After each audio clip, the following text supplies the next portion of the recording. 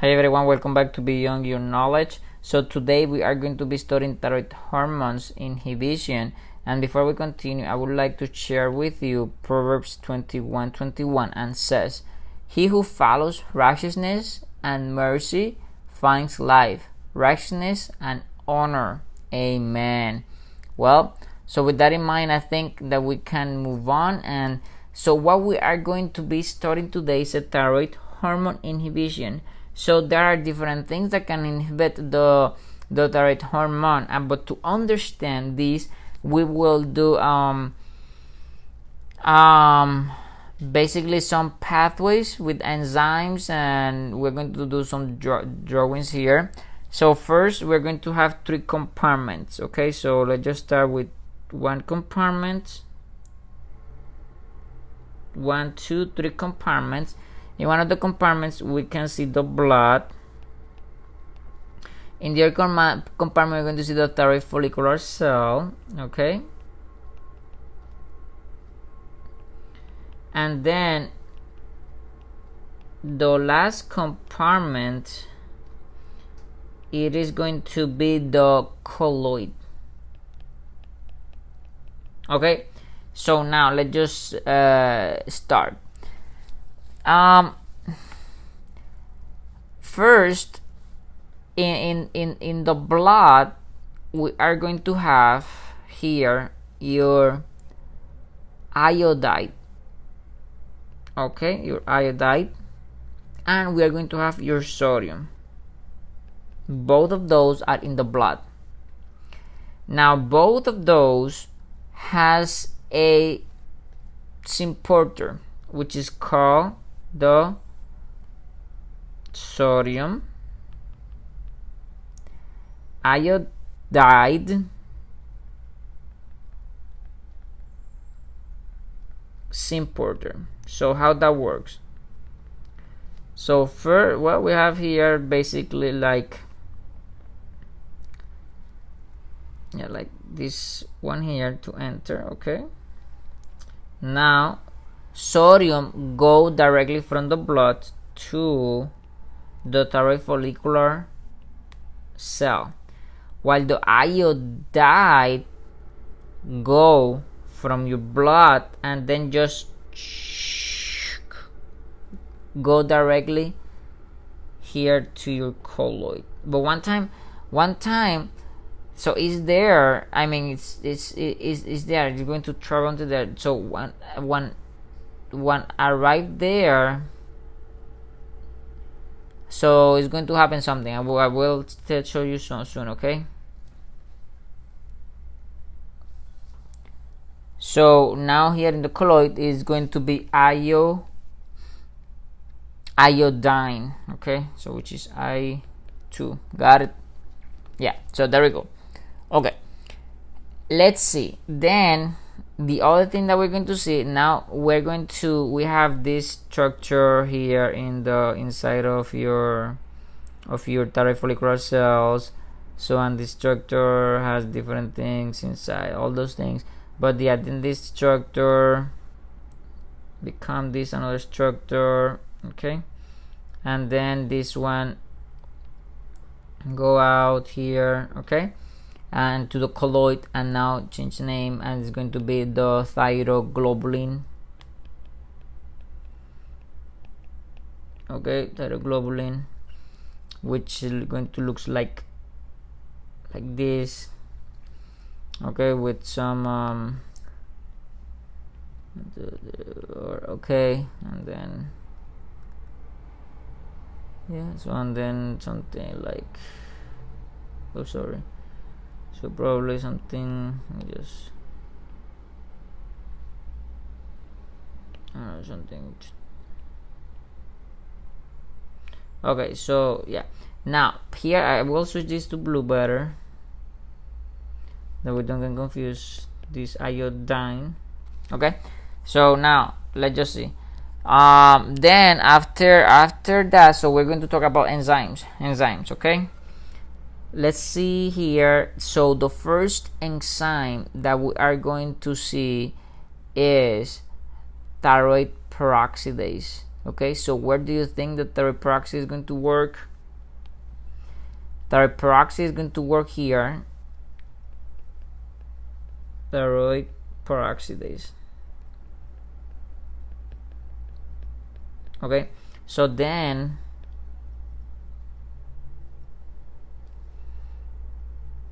okay,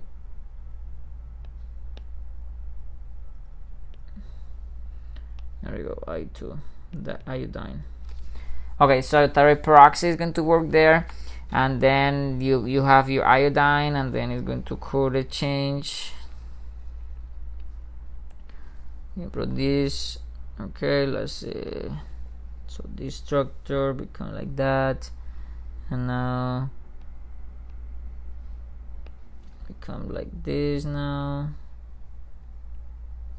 Okay, and then yeah, so okay, so yeah, so but it's more drawing here. Okay, now this is going to be, it is in the colloid, is going to correct digestion. It's going to go there. Now it's going to correct digestion. So how does digestion occur? So look at this. So this is called digestion. Okay, so then after the digestion, so this one in the thyroid follicular cells, you have your T4, you have your T3. Okay, so then this T4 and T3 should go out. Okay, but this one can be inhibited by iodide. Okay, so but we're not going to talk about any inhibition yet. So now you go here, from here you T3, T4, T4, T3. So it's going to occur secretion, and then the secretion. So now you have your T4 and your T3 here, your T4 and your T3. So this T4 and T3, they will go to a structure here, which is a peripheral tissue. We're going to have peripheral tissue here. I will probably do this peripheral tissue in orange better. So we don't get, yeah, so probably orange is better. So this is peripheral tissue, and the T4 and T3 go to peripheral tissue, but basically go as a T3. Okay, so basically the peripheral tissue T4 go here as a T3, and then the T3 go to peripheral tissue as a T3. So which one I'm going to have in the peripheral tissue? T3.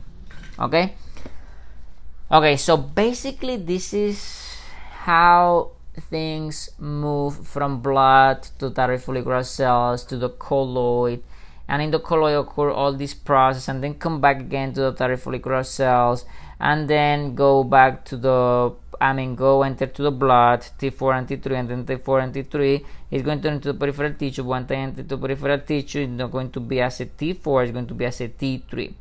Okay, so now I will open a new slide. Okay, so we're going to copy this, and we're going to, because now we're going to see inhibition here. Okay, now we're going to see the inhibition. Yeah, so that we get don't get confused. So let's see here, let's put this on more on the top. Okay, yeah, so there are different inhibitions that we're going to see now. We can start, and I'm going to do it in red, so every time that you see red is going to be inhibition in this slide. So the first drug that we are going to talk about, it is perchlorate or pertechnetate. So which one do you think that's going to inhibit? Yeah, the sodium iodide is important, so which is going to be right here.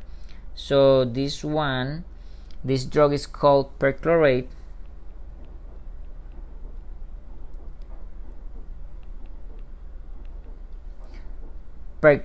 Pertechnetate.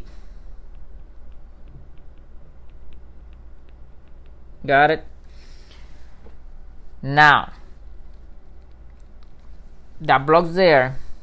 That is another drug that is going to block this enzyme, thyroid peroxidase. Which one do you think that is going to block thyroid peroxidase? Yes, it is called thiamide.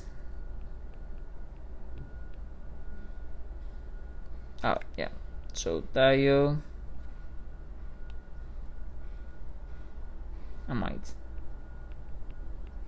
Thiamides, we have two in that of classification, and those two, one is called one is called the propylthiouracil, okay. So one of those drugs is called propylthiouracil. And then the other drug is, okay,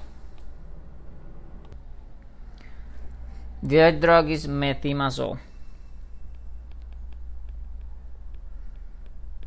Okay, so and both of those inhibit your thyroid peroxidase. Okay, now that is then. If you don't inhibit that one, so thyroid peroxidase go, and then you enter in your iodine, and then you're going to occur the process, and then your digestion and everything. But then you go T3, T4, and then there's going to be the secretion. But when it's occurring when it's occurring the secretion, there could be a substance that can inhibit this, and it's called iodide. Iodide shouldn't be two eyes. Iodide. Also, iodide can inhibit your sodium iodide importer. Why did I mention at the beginning? Because basically iodide inhibit your sodium iodide importer at the beginning and also at the end, so the secretion. So just to recap, so we have we have one more. So because if we secrete, we go out, but then we can block outside before enter to the peripheral tissue here, and this one can be inhibited with one of those drugs that we mentioned before, and it is propylthiouracil. So propylthiouracil can go here, propylthiouracil, but it's not the only one. So also the beta blockers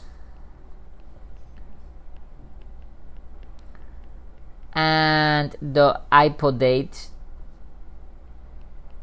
What is that ipodate? Something that I ate? No. Well, it is a contrast agent.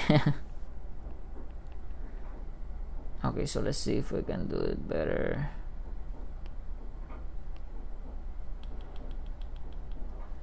So yeah, so ipodate contrast agent.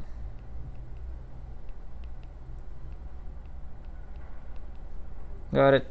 Okay, so basically this one, propylthiouracil, beta blockers, and ipodate inhibit the entry to go to the periphery. Okay, here in when T4 go to the periphery. So just to recap, perchlorate and pertechnate is going to inhibit your sodium iodide importer, and also your iodide is going to inhibit that. But also your iodide is going to inhibit your secretion when you're going to secrete T4 to T3 to the blood. Okay, but if you go ahead and you don't block your sodium iodide importer, you enter and you go to the colloid. But before you enter into when you get over there in the colloid, you're going to have an enzyme called thyroid peroxidase. This enzyme can be blocked by propylthiouracil, but propylthiouracil also can block your T4 to T3 before T3 enter to the peripheral tissue one time you are in the blood. But another drug that can block your thyroid peroxidase is called methimazole.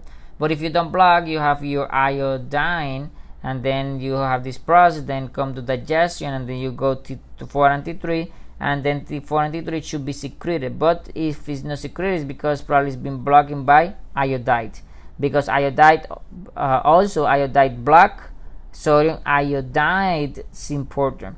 Well, T4 and T3 go out and then enter into the blood, and then T4 and T3 before enter to the peripheral tissue, so can be blocked by blood. I mentioned propyltyrosol and beta blockers, and one of the contrast agent, which is called ipodate. Okay, so basically I think that this is all about this about thyroid hormone inhibition, and hopefully we learn and you learn. And if any question, because so we can keep, I don't know, communication through any. Yeah, but thank you so much for watching, and God bless you all. Okay, and we can do all things through Christ who strengthens us.